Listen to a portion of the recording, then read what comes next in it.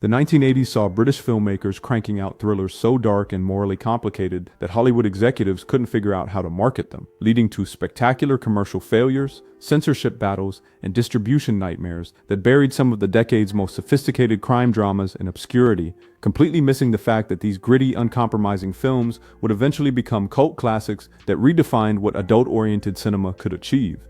The Long Good Friday drops you into late 1970s London, where mob boss Harold Shan thinks he's got the perfect setup, brokering a massive deal with American crime investors to redevelop the city's docklands and legitimize his empire. But on one catastrophic Good Friday, everything collapses when bombs start detonating across his territory. Two of his men get executed, and his mother's driver gets blown apart by a car bomb just hours before the Americans are supposed to sign. Harold mourns the loss of honor among thieves and complains about the state of modern Britain, convinced he can restore order through sheer force of will. But what makes this story devastating is watching him realize that money and muscle mean nothing against the IRA, a group driven by political fanaticism rather than profit margins. Bob Hoskins poured everything into Harold, spending nights wandering the London docks alone, talking to real criminals and bar owners to nail the brooding intensity, developing such natural chemistry with Helen Mirren that their improvised exchanges became some of the film's most emotionally raw moments.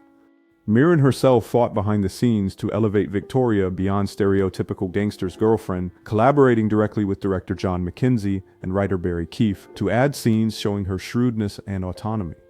The production triggered genuine outrage when ITV planned to broadcast it in 1981, demanding severe cuts to remove IRA content during a period when terrorist violence was a daily British reality, leading producer Barry Hansen to fight the network over edits he called literal nonsense.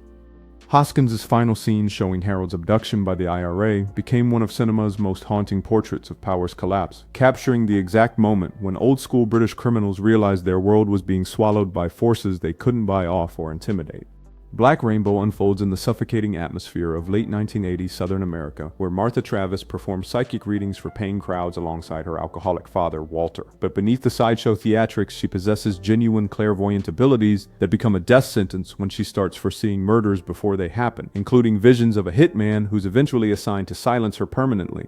What makes this psychologically devastating is watching Martha trapped between her gift and her exploitation, unable to convince anyone that her visions are real warnings rather than carnival tricks, while her father monetizes her abilities for his next bottle. Rosanna Arquette approached Martha by immersing herself in accounts of real psychics and trauma survivors, sometimes requesting complete isolation during key scenes to maintain the character's haunted vulnerability, pushing herself through hours of filming in locked rooms and remote rural locations that left her so emotionally shattered, she later admitted the role lingered like a shadow for weeks after production wrapped. The production took such a toll that Arquette insisted on performing dangerous escape stunts herself, channeling her exhaustion into Martha's desperation, in ways that made the crew genuinely concerned about her well-being, while the entire experience forced her to confront the psychological weight of portraying someone whose gift feels more like a curse.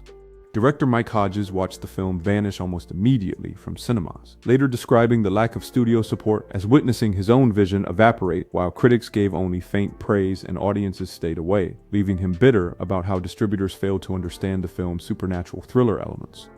The film's mix of psychic horror and noir thriller clashed with prevailing tastes, leading mainstream cable networks to decline showing it entirely, while regional broadcasters avoided it completely. But over the years, it became a cult favorite among thriller enthusiasts, who traded bootlegged VHS copies and hunted down rare festival screenings.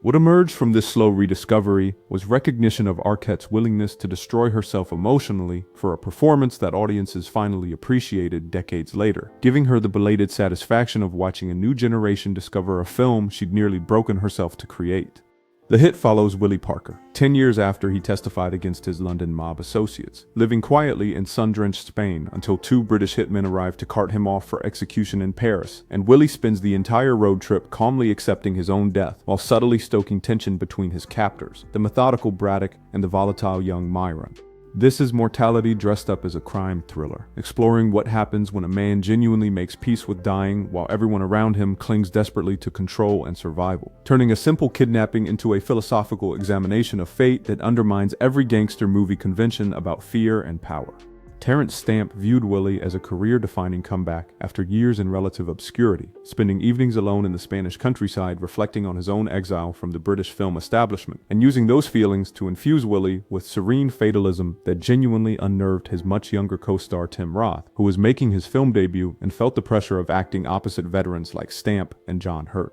For Roth, the experience became a trial by fire, where he stayed up late memorizing lines while director Stephen Frears ran a set that was equal parts supportive and demanding, pushing him to take risks with Myron's emotional volatility that sometimes spilled beyond the screenplay in ways that tested everyone's patience.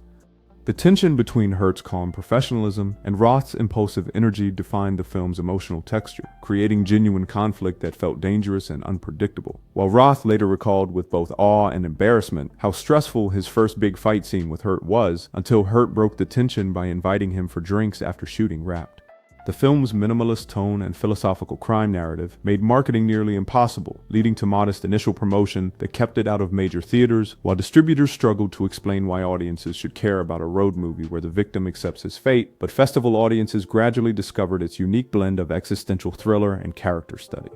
What lingers isn't the violence or the plot twists, but Willie's strange serenity in the face of death. A performance so quietly radical, it forced audiences to question whether accepting fate is wisdom or surrender, leaving the film as a meditation on mortality that continues challenging viewers who expect crime dramas to celebrate survival rather than examine peace with dying. Mona Lisa tracks George, a recently released ex-convict desperate for connection with his estranged daughter, as he becomes driver and bodyguard for Simone, a glamorous call girl navigating South London's brutal underworld, while secretly searching for her missing friend trapped in an even darker corner of the sex trade.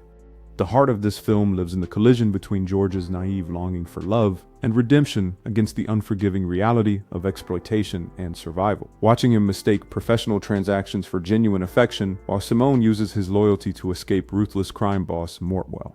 Bob Hoskins approached George as one of his most emotionally vulnerable roles, shadowing London cab drivers at night and spending days talking with ex-convicts and sex workers to understand the loneliness and desperation of street life, developing such emotional rawness with Kathy Tyson that his habit of cracking jokes between takes would sometimes explode into unexpected tears.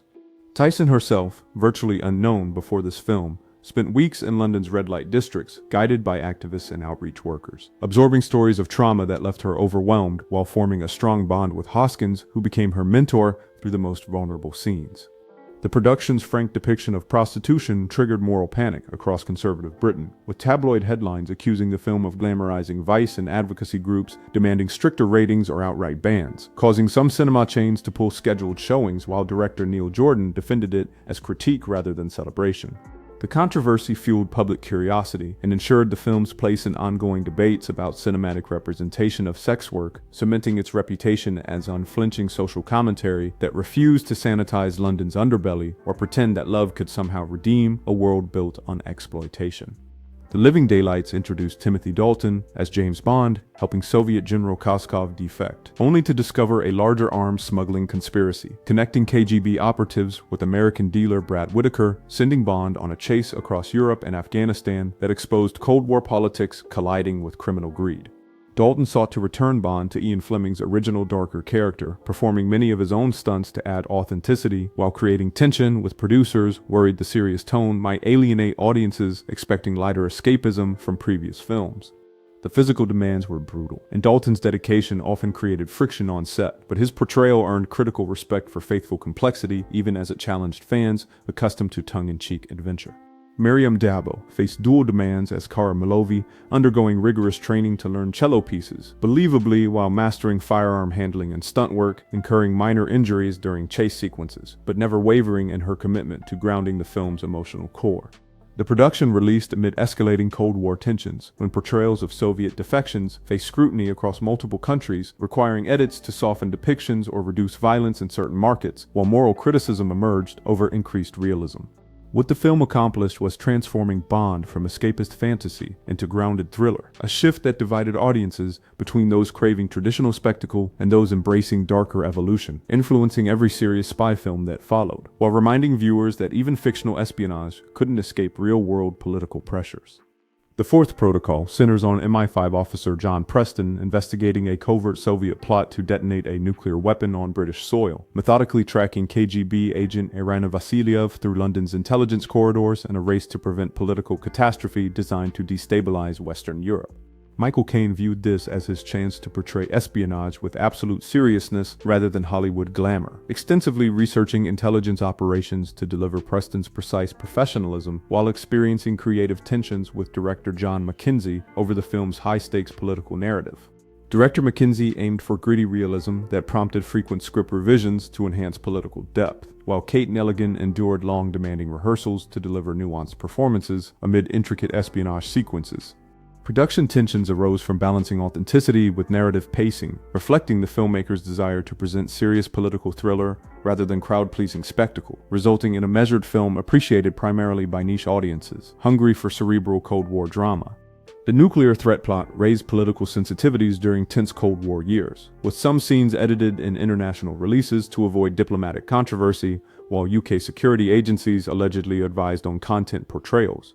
Kane later expressed that despite moderate commercial success, he valued the film as a deep dive into authentic spycraft beyond flashy action sequences. But the film's greatest achievement was capturing the paranoia of an era when nuclear annihilation felt perpetually one miscalculation away. A tension that kept audiences locked in Preston's methodical investigation, even as mainstream viewers dismissed it as too cerebral for entertainment.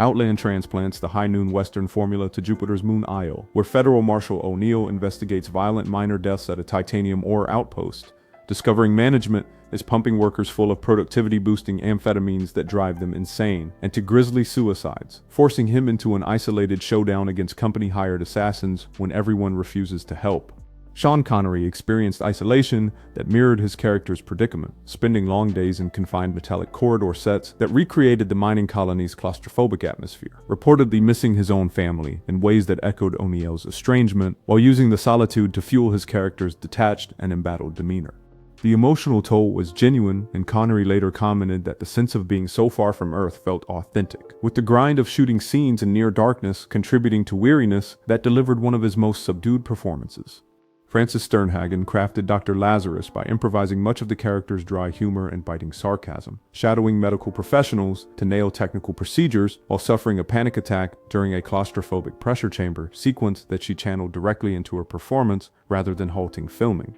The film faced backlash for its violent drug-fueled depiction of labor and corporate greed, with British broadcasters calling for censorship due to intense sequences of suicide and decompression deaths, while critics questioned Connery's choice of such a bleak adult role after his family-friendly Bond years.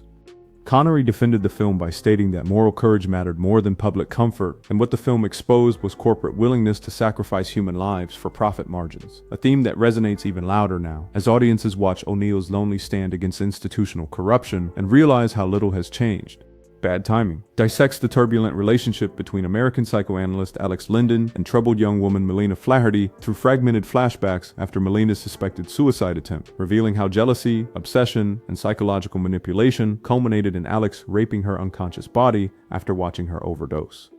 Teresa Russell immersed herself deeply into Melina by drawing on personal emotional intensity, performing scenes out of chronological order that demanded unusual mental discipline to track her character's fractured psyche, leaving her emotionally drained in what she later described as one of the most psychologically demanding projects of her early career, forcing her to confront themes of addiction and self-destruction at a young age. Art Garfunkel struggled with intense psychological scenes that demanded portraying clinical detachment, hiding deeper obsession and cruelty, frequently clashing with director Nicholas Roeg over performance nuances, while his limited acting experience made emotionally raw moments difficult, though he persevered partly to prove himself beyond his music fame. Upon release, the film provoked massive backlash for its graphic depictions of sex, psychological abuse, and rape, facing censorship delays and required cuts in the UK, while advocacy groups accused it of glamorizing sexual violence, branding it as dangerously explicit content that challenged social norms in ways that unsettled mainstream audiences.